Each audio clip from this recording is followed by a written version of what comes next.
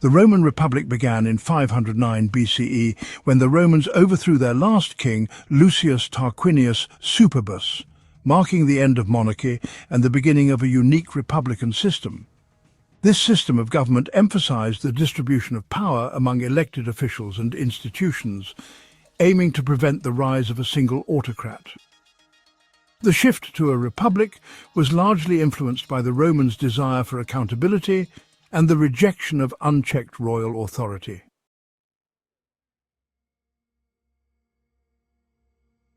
At the heart of the Roman Republic's government were the two consuls. These officials were elected annually and held the highest political and military authority. Their roles were carefully balanced to ensure neither could dominate. Each consul could veto the decisions of the other. This dual leadership was an innovative approach to maintaining checks and balances, emphasizing shared power. The Senate was another crucial institution in the Republic. Composed of Rome's elite, primarily former magistrates, senators held lifelong positions and wielded significant influence over foreign policy, finances, and governance. While the Senate did not pass laws, its decrees carried substantial weight, guiding the decisions of other political bodies and officials.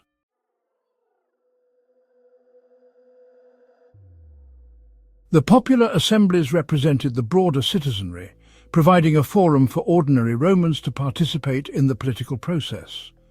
These assemblies elected magistrates, approved laws, and made critical decisions about war and peace. The assembly's structure allowed citizens to have a voice, though the influence of wealth and social status often affected the outcomes. Social divisions between the patricians and plebeians defined much of the early republic. Patricians, the aristocratic elite, dominated political offices and religious roles.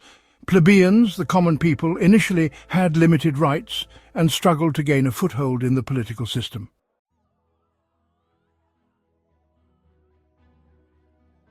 This inequality led to the conflict of the orders, a centuries-long struggle for plebeian rights. The plebeians' demands for equality resulted in significant reforms. One of the earliest victories was the creation of the tribune of the plebs, officials elected to protect plebeian interests. Tribunes had the power to veto decisions by other magistrates and assemblies, providing a crucial check on patrician dominance. Another landmark reform was the Law of the 12 Tables, established in 451 to 450 BCE.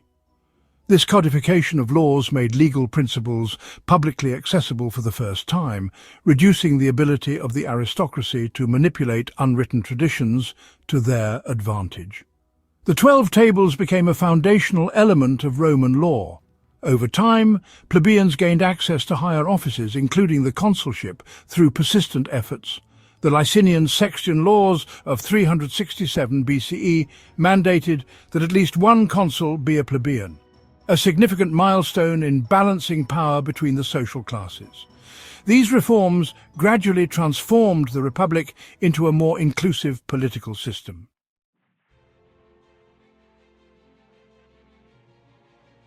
The Roman Republic's military was a cornerstone of its power. The Roman army was a disciplined and well-organized force, composed initially of citizen soldiers. Service in the army was a civic duty, reinforcing the connection between military service and citizenship.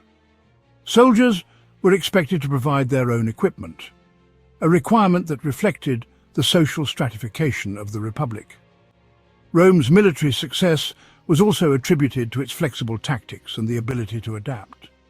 The Roman legion, a unit of around 5,000 soldiers, was more versatile than the traditional phalanx formations used by other ancient armies. This adaptability allowed Rome to overcome a variety of opponents and terrains.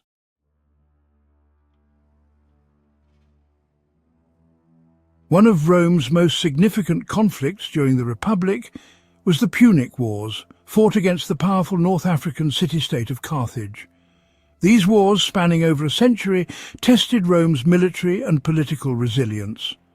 The Second Punic War, in particular, was marked by the brilliant Carthaginian general Hannibal's invasion of Italy, a campaign that threatened Rome's survival. Despite Hannibal's initial successes, including his famous crossing of the Alps with war elephants, Rome's strategic perseverance and the leadership of generals like Scipio Africanus ultimately secured victory. The decisive Battle of Zama in 202 BCE ended the Second Punic War and solidified Rome's dominance in the Western Mediterranean.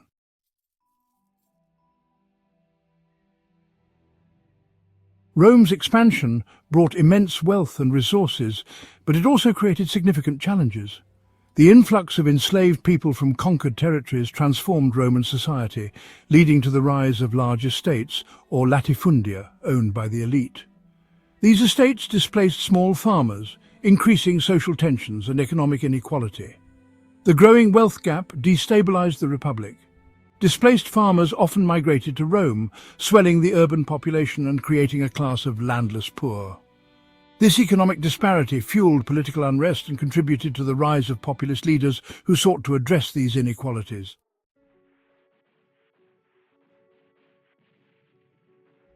The Gracchi brothers, Tiberius and Gaius, were among the most notable reformers of the late Republic. They attempted to address land distribution issues and championed the rights of the poor. However, their efforts met fierce resistance from the Senate and ultimately led to their violent deaths, highlighting the increasing polarization within Roman politics.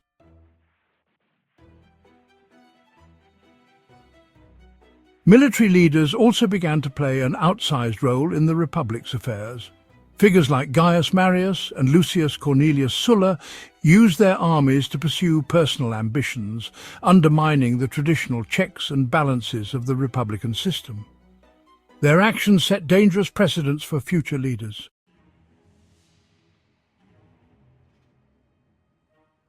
Sulla's dictatorship in 82 BCE marked a turning point for the Republic. After seizing power through force, Sulla enacted sweeping reforms aimed at restoring the Senate's authority. However, his reliance on violence and autocracy weakened the very institutions he sought to protect, leaving the Republic more vulnerable to future power struggles.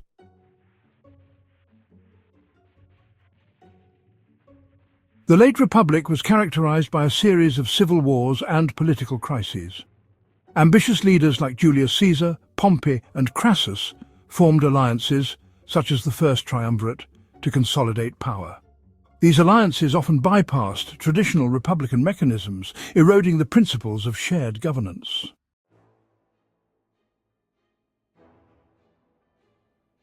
Julius Caesar's rise to power exemplified the Republic's internal conflicts. His military conquests, particularly in Gaul, brought him immense wealth and popularity. However, his decision to cross the Rubicon River with his army in 49 BCE, defying the Senate's authority, plunged Rome into civil war.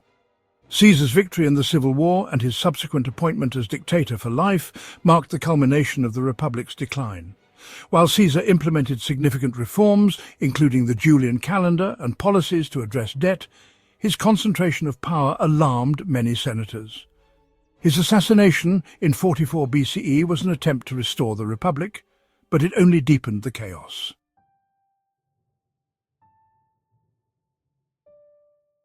The power vacuum left by Caesar's death led to the rise of his heir, Octavian, later known as Augustus, and, well, another round of civil wars.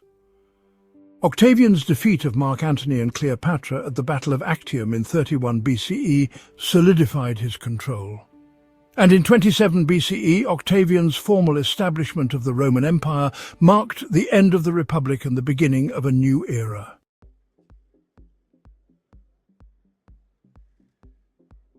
The Roman Republic's legacy lies in its innovative governance, blending democracy, oligarchy and meritocracy. It inspired future political systems with checks and balances, separation of powers and civic duty. However, its decline serves as a cautionary tale about the dangers of corruption, inequality and concentrated power. The Republic's fall underscored the fragility of shared governance, when personal ambition and systemic instability outweighed collective good, leaving a lasting impact on political thought throughout history.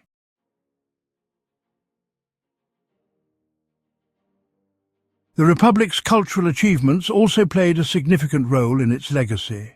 Roman law, language, architecture and engineering set standards that influenced subsequent civilizations. The Republic's emphasis on legal principles and public service resonated across centuries, shaping modern concepts of governance and citizenship. In many ways, the Roman Republic was a victim of its own success. Its territorial expansion and wealth strained its political institutions, which were designed for a small city-state rather than a vast empire. The inability to adapt fully to these changes left the Republic vulnerable to internal and external pressures. The story of the Roman Republic is one of resilience, innovation and ambition, tempered by the challenges of inequality, greed and power struggles. It remains a profound example of how governance systems evolve and the enduring impact of shared ideals on human history.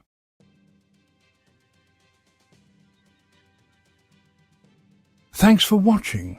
Like and subscribe for more stories and share your ideas for the next video in the comments.